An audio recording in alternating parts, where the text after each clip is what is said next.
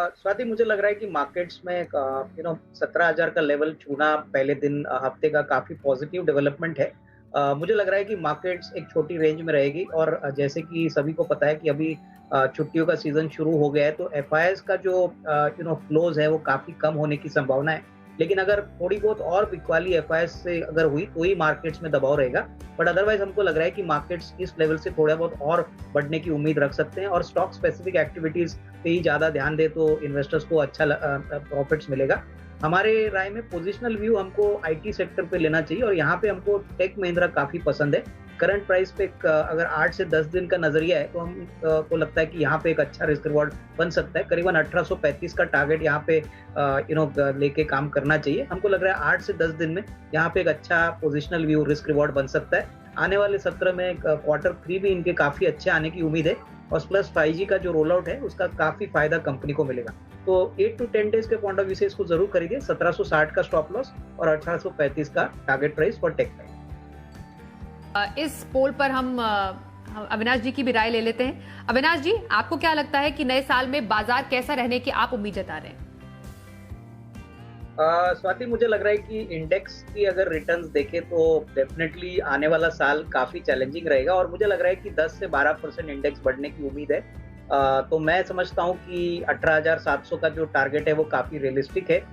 Markets definitely और भी भाग सकते हैं प्रोवाइडेड जो हेडविंड्स है जैसे कि एफआई की सेलिंग है, यूएस की टेपरिंग है, यहाँ पे अगर कोई ब्रेक लगता है और most importantly stock specific activity बहुत ज्यादा होगी। मैं समझता हूँ 2022 में स्टॉक पिकिंग बहुत अहमियत रखेगा क्योंकि ऐसे काफी कंपनीज होगी जो शायद 25, 30, 40% रिटर्न आपको साल भर में दे सकती है। तो इंडेक्स से ज्यादा मुझे लग रहा है कि निवेशकों को स्टॉक पिकिंग पे ज्यादा फोकस करना है।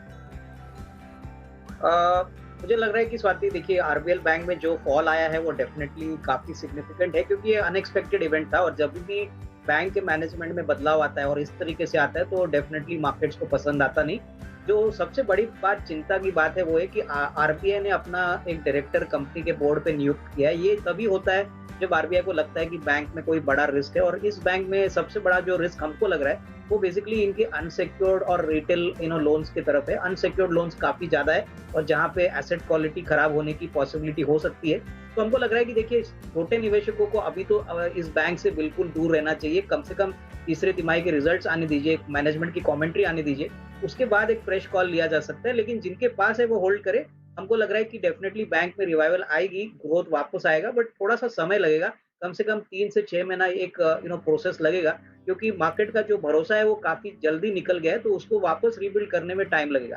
तो मेरे ख्याल से फ्रेश बाइंग बिल्कुल अवॉइड करें और इसमें कोई डाउट नहीं कि आरबीआई ने जो कदम उठाया वो निवेशकों का हेल्थ सेफ्टी के लिए। लेकिन डिपॉजिटर्स का पैसा तो सेफ है, लेकिन इन्वेस्टर्स का जो रिटर्न है उसको आने में शायद आपको 6-8 महीने को वेट करना पड़ेगा और स्टॉक थोड़ा अंडर परफॉर्म करेगा, उसमें कोई डाउट नहीं। बिल्कुल, तो आरबीएल बैंक जिनके पास है उन्हें होल्ड करने की सलाह अविनाश जी दे रहे हैं और फ्रेश बाइंग को करने की अभी आप अवॉइड कर सकते हैं। यह अविनाश जी की राय।